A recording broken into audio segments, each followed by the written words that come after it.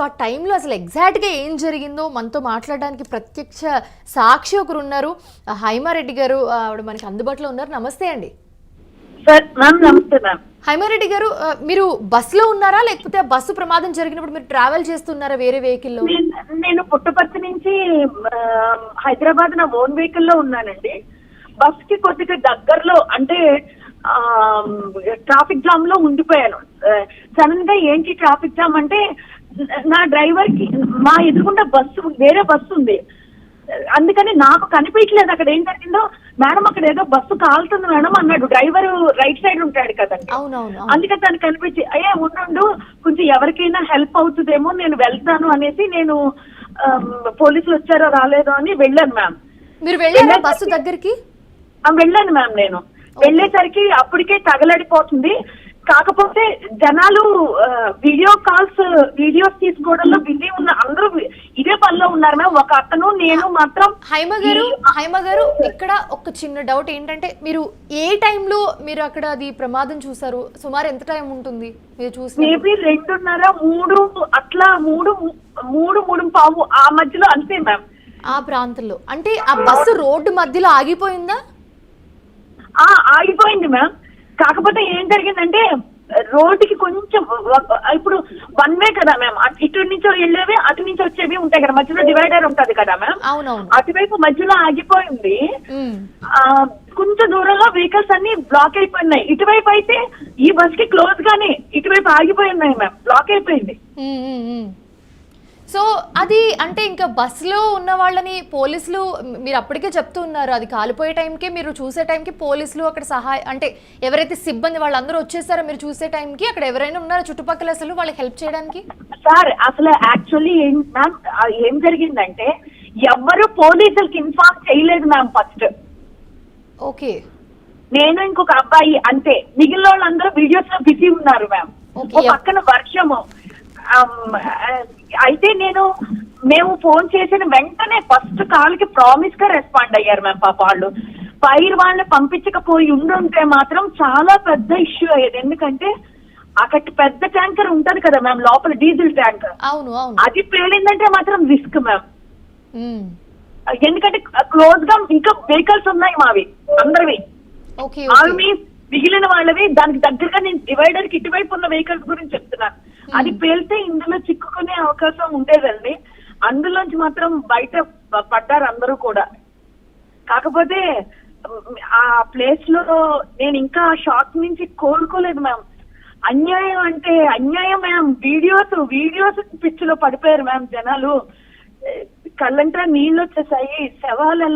శవాలకి అనకూడదు మ్యామ్, అస్థి పంజరాలు సీట్లో అలా ఉన్నాయి మ్యామ్. చంటి పిల్ల ఏందో ఇవన్నీ నాకు ఇంకా. మీరు చూసారా హైమ గారు? మీరు అలా చూసినప్పుడు కనీసం ఎవరు హెల్ప్ చేసే పరిస్థితి కూడా లేనప్పుడు వాళ్ళు అలా వీడియో తీసుకున్నప్పుడు అసలు మీకు ఏమనిపించింది? అంటే ఇంత పెద్ద ప్రమాదం జరిగింది, సో ఎందుకంటే టక్మని ఎవరైనా వచ్చే పరిస్థితి కూడా ఉండదు, ఎందుకంటే టైం కూడా అలాంటిది. సో మీరు గ్లాడ్ మీరు ఇంకా వెంటనే ఇన్ఫార్మ్ చేస్తానని చెప్తున్నారు. ఇంకా సో ఆ బస్సులోంచి అప్పుడే దిగిన ప్రయాణికులు ఎవరైనా ఉన్నారా అండి? వాళ్ళతో ఎవరితో మాట్లాడారా మీరు? మీకు తెలుసా అండి, మీకు చెప్తున్నాను చూడండి, వాళ్ళు ఎవరి కోసం ఏడవలేదో ఆలోచించండి. లోపల పెద్దవాళ్ళు ఉండిపోయి బయట ఉన్న వాళ్ళు ఏడవడం ఒకటి. ఏమండి చూడండి, మానవత్వం అనేది మన దాకా వచ్చేసరికి జనాలే, ఇది మాత్రం అందరూ వినాలి మ్యామ్. ఒక అతనండి ఏడుస్తున్నాడండి. అతను ఉత్తరప్రదేశ్ కి చెందిన అతనంట. వాళ్ళ ఓనర్ వచ్చి రాజమండ్రికి చెందిన అతనంటండి. వాళ్ళకి ఫోన్ చేసి నా సార్ లోపల ఉండిపోయారు, మా యజమాని లోపల ఉండిపోయారు, అతను ఎక్కిపడి మీరు ఒక వీడియో చూస్తుండొచ్చు, ఆ వీడియోలో ఒక రెడ్ కలర్ టీ షర్ట్ వేసుకుని పోమా అతనండి. అంటే మన అనే పర్సన్ కి ఏదైనా అయితే కనుక ఆ బాధ తెలుస్తుందండి అప్పుడుగా.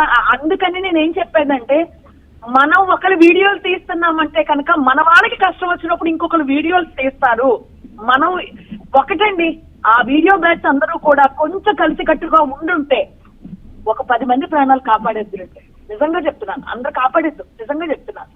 అంటే ఆ టైంలో అసలు బస్సులోంచి బయటకు వచ్చే పరిస్థితి కూడా, కిటికీలోంచో లేకపోతే బయటికి దూకేసే ప్రయత్నం కూడా చేసే ఛాన్స్ లేదంటారా? అసలు ఏం జరిగింది ఆ మూమెంట్? ఎందుకంటే మీరు ఆ ఫ్రాక్షన్ ఆఫ్ సెకండ్ లో మీరు ఉండి చూస్తున్నారు కాబట్టి వీళ్ళు హెల్ప్ చేయలేదు. డోర్ బ్లాక్ అయిపోయిందండి, గ్లాసులు పగలగొట్టుకుని వస్తున్నారండి. కండక్టర్ డ్రైవర్ నీళ్ళది ఆర్పడానికి ప్రయత్నించారు, యాక్చువల్లీ ప్రయత్నించారు, కాకపోతే వాళ్ళ వల్ల కాలేదు. నేను వెళ్ళేటప్పటికి ఇదంతా అయిపోయింది. అదే ఆ చుట్టుపక్కల ఉన్న వెహికల్స్ అన్నిట్లోనూ ప్రతి ఒక్కరి దాంట్లోనూ ఫైర్ యాక్సిడెంట్ కి సంబంధించినవి ఏ ఓటు ఉంటాయి కదండి. ఒక్కొక్కరి వెహికల్ నుంచి ఒక్కొక్కరు తీసుకొని స్టార్ట్ చేస్తుంటే ఇంత జరగకపోతున్నాం. ఇది బాధ్యత రాహిత్యం, సమాజ బాధ్యత రాహిత్యం అని మాత్రమే నేను చెప్తాను. అంటే పక్కన అది చూసిన వెంటనే హైవే కాబట్టి కంటిన్యూగా మనకి బస్సులు కార్లు అన్ని ట్రావెల్ చేస్తూ ఉంటాయి. అదే విధంగా మీరు చూసారండి. సో ఇప్పుడు వెనకాల బస్సులు ఉన్న వాళ్ళు, ఆ డ్రైవర్ ఎవరు హెల్ప్ చేసే ప్రయత్నం ఎవరు చేయలేదా అక్కడ? లేదండి, లేదండి మ్యామ్. చెప్పండి చెప్పండి. లేదు ma'am, entertainment, they want entertainment ma'am.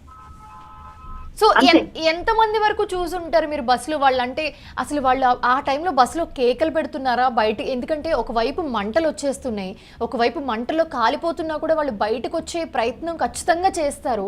So వీలు లేక వాళ్ళ పరిస్థితి మీరు కళ్ళారా చూసారు కాబట్టి అడుగుతున్నాం. ఎందుకంటే ఇలాంటి పరిస్థితి ఎవరికి రాకూడదు. ఎందుకంటే ఎంత దిగ్భ్రాంతి వ్యక్తం చేస్తున్నారు అందరూ కూడా చూసి. ఎందుకంటే ఆ విజువల్స్ చూస్తుంటేనే నిజంగా ఒళ్ళు గగురు పొడిచేంత బాధాకరంగా ఉన్నాయి. మ్యామ్ ఒకటి చెప్తున్నాను మ్యామ్, సమాజం అంటే ప్రభుత్వము, పోలీసులు, ఫైర్ డిపార్ట్మెంట్ వాళ్ళు, హెల్త్ డిపార్ట్మెంట్ వాళ్ళు, మీడియా వాళ్ళు, ఇలా ఎవరికో ఒకరికి బాధ్యత కాదు మ్యామ్. అందరికీ బాధ్యతే. ఒక నాలాంటి రోడ్డుకు పోయే ఆమె కూడా బాధ్యతే. ప్రతి ఒక్కళ్ళు ఈ సమాజం నాదనుకుంటే ఇప్పుడు మీరే ఉన్నారండి, మీడియా వాళ్ళు వచ్చి కేవలం ఆ వీడియోలు తీసుకుంటే వెళ్ళిపోతే ఎట్లా ఉంటది, లేకపోతే పోలీసులు వచ్చి వీడియోలు తీసుకుని వెళ్ళిపోతే ఎట్లా ఉంటది, ఫైర్ వాళ్ళు వచ్చి వీడియోస్ తీసుకుని వెళ్ళిపోతే ఎట్లా ఉంటది? వీడియోస్ ఏం పెడతాయి మ్యామ్? అన్నం పెడతాయా వీళ్ళందరికీ, లేకపోతే ప్రాణాలు కాపాడతాయా? ముందు దూకాలి కదా మ్యామ్, కనీసం అందరి దగ్గర ఉంటాయి. నేనైతే ఒక వెహికల్, ఒక కారు ఆపాను మ్యామ్, ఆయన ఎవరో కాకినాడ అంట.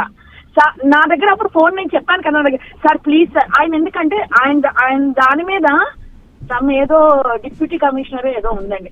నేను ఆయన కారు అర్థం, సార్ మీరు డిప్యూటీ కమిషనర్ అండి అంటే, అంటే సార్ ప్లీజ్ సార్ మీ దగ్గర ఎవరి దగ్గరైనా ట్రై చేయరా, ఎందుకంటే నా వెహికల్ దగ్గరికి వెళ్ళేసరికి లేట్ అయిపోతాను, ప్లీజ్ సార్ ఒక్కసారి ట్రై చేయరా, కర్నూలు ఎస్పీ గారి నెంబర్ ఎవరి ద్వారా ట్రై చేసి, నాది ఇక్కడ కారు కాకినాడ అనేసాడు. ఆయన కారు తిప్పుకుని వెళ్ళిపోయే హడావుల్లోనే ఉన్నాడు కానీ ఆయన ఏమంటారో నాకు తెలియదు, ఆయన ఎవరో నాకు తెలియదు, ఉన్నాడే కానీ అంటే గవర్నమెంట్ ఎంప్లాయీ కాదండి ఆయన, డిప్యూటీ కమిషనర్ ఏదో ఉంటాయి దాని మీద ఉన్నాడే కానీ ఒక ఫోన్ కాల్ చేద్దాం, అమ్మకి టెన్షన్ పడకండి, మనం ఎవరికొకరు చేద్దాం, ఎవరినొకరు పట్టుకుంటే ఫోన్ చేస్తే పలికే వాళ్ళు ఉన్నారండి. మీడియా వాళ్ళకి చెయ్యొచ్చు, పోలీసు వాళ్ళకి చెయ్యొచ్చు, డైల్ 100కి చెయ్యొచ్చు, 112కి చెయ్యొచ్చు, అవునా కాదండి? సో ఇప్పుడు ఇక్కడ ఇంకొక విషయం అండి, హైమా గారు, మీరు ఎంతసేపటి వరకు అక్కడ ఉన్నారు? ఎంతసేపటికి సహాయక చర్యలు స్టార్ట్ అయ్యాయి? సో మ్యామ్ నేను ఫోన్ చేసిన వెంటనే వాళ్ళు వచ్చేసారు మ్యామ్. ఫోన్ చేసిన వెంటనే ఎవరు ఒక 10 minutes లోపులోనే వీళ్ళు ఉన్నారు, ఎవరు అంబులెన్స్ వచ్చేసింది అండ్ ఫైర్ వాళ్ళు వచ్చారండి. ఫైర్ వాళ్ళు వచ్చి ఆపుతున్నారు, ఈలోపు పోలీసులు కూడా ఎంటర్ అయిపోయారు, పోలీసులు వాళ్ళు కూడా వచ్చేసారు. ఈ అంబులెన్స్ అండ్ పోలీసులు ఒకేసారి వచ్చారు, ముందు ఫైర్ వాళ్ళు వచ్చారు. వెంటనే ఎస్పీ గారు మొత్తం ఆ టీం అందరూ దిగిపోయారండి. నేను ఇంకక్కడ సహాయక చర్యలు మొదలయ్యాయి అన్న తర్వాత, అంటే బేసిక్ గా నా ప్రాబ్లం ఏంటంటే నేను తడిచిపోయి ఉన్నానండి, నా డ్రెస్ కూడా బాగాలేదు, నేను కంఫర్ట్ గా లేను, అంటే నైట్ జర్నీ అని నేను నైట్ డ్రెస్ లో ఉన్నాను, నాకు బాగాలేదు, అయినా నేను ఉన్నానండి. ఇంకా వీళ్ళందరూ వచ్చారు, వీళ్ళందరూ మొదలు పెట్టిన తర్వాత నేను కంప్లీట్ గా ఎస్పీ గారు కూడా నాకు లైన్ లో తీసుకున్నారు. నా లైన్ లో తీసుకుని అక్కడ బాధితులు కొంతమంది ఉంటే వాళ్ళతో మాట్లాడారు, ముందు వాళ్ళని హాస్పిటల్ కి తీసుకెళ్ళమనండి, ఇలా మాకు ఇన్స్ట్రక్షన్స్ నాకు పాప ఆయన ఇస్తూ ఉన్నారు, కొంచెం తీసుకెళ్ళమని చెప్పండి, లేకపోతే వాళ్ళకి ఏమన్నా ఉందా అన్నారు. టికెట్ అసలు బస్సు ఎవరిదో తెలుసుకోవడానికి టికెట్ పంపించమని అడిగితే, ఒకళ్ళని అడిగితే టికెట్ ఫోటో ఏమి స్టేజ్ బాగాలేదండి. వాళ్ళు ఏదో వాట్సాప్ చేసే స్టేజ్లో లేరు. ఎందుకంటే వాళ్ళు కూడా షాక్ కి గురై ఉంటారు ఆ టైం నుంచి, బస్సు నుంచి బయటపడ్డా కూడా ప్రాణాలతో ఎంతో వాళ్ళకి భయభ్రాంతులు గురైపోయి ఉంటారు. ఎలాగ ఫేస్ చేయాలో కూడా దాన్ని అర్థం కాదు. ఎందుకంటే వాళ్ళు కూడా బస్సులో ఉండిపోయి ఉండొచ్చు, వాళ్ళని కాపాడలేని పరిస్థితి కూడా ఉండొచ్చు. అది ఒకటి, చావు అంచుల దాకా ఇల్లు వచ్చినట్లే కదా మేడం, వాళ్ళ టెన్షన్ వాళ్ళకి ఉంటది కదా. నేను చెప్పానండి ఏమని, మీరు ఆ ఫోన్ తీసుకుని నేను ఆ ఫోన్ ని ఫోటో తీసి ఎస్పీ గారికి పంపించానండి. ఇమీడియట్ గా వాడు ఏ ట్రావెల్స్ ఎక్కడి నుంచి బయలుదేరింది అన్ని డీటెయిల్స్ తీసుకోవడానికి అడిగారు అనుకుంటా అండి. ఆయన అడిగారు, నేను పంపించేశాను. చాలాసేపు ఎస్పీ సార్ లైన్ లో ఉంటూ, ఆయన అంటే ఆన్ ది వేలో ఉన్నట్టున్నారండి. నేను వస్తున్నానండి, ఈ లోపల నాతో కొంచెం ఇక్కడ చెప్పండి అంటే నేను వీడియోస్ కూడా తీసి పెట్టాను మ్యామ్. ఇదిగోండి ఇలా జరుగుతుంది సార్, వీళ్ళు వచ్చారు, ఇక్కడ జరుగుతుందన్న నేను అక్కడ ఉన్న వారితో మాట్లాడించడాలు ఇవన్నీ చేయించానండి. ఒక కన్నడ ఆయన ఉన్నారు, ఆయనతో మాట్లాడించాను. ఒక ఉత్తరప్రదేశ్ ఆయనతో మాట్లాడించాను. ఇలా తెలుగు వాళ్ళతో మాట్లాడించాను. అంటే ఇన్ఫర్మేషన్ గ్యాదర్ చేయడానికి ఉంటుంది కదండి, వాళ్ళకి ఏదైనా చేయడానికి వీలవుతుంది కదా అని. అవును అవును ఖచ్చితంగా. సో థ్యాంక్ యూ అండి, థ్యాంక్ యూ హైమారెడ్డి గారు for joining with us, for sharing your ఇవన్నీ కూడా మీరు చూసారంటేనే అది నిజంగా చాలా బాధాకరమైన విషయం. ఎందుకంటే ఎవరైనా చూస్తే తట్టుకునే శక్తి కూడా వాళ్ళకు ఉండాలి. ఎందుకంటే అంతమంది అక్కడికక్కడే ఏం చెయ్యలేని పరిస్థితి అని కూడా చెప్తూ ఉన్నారు.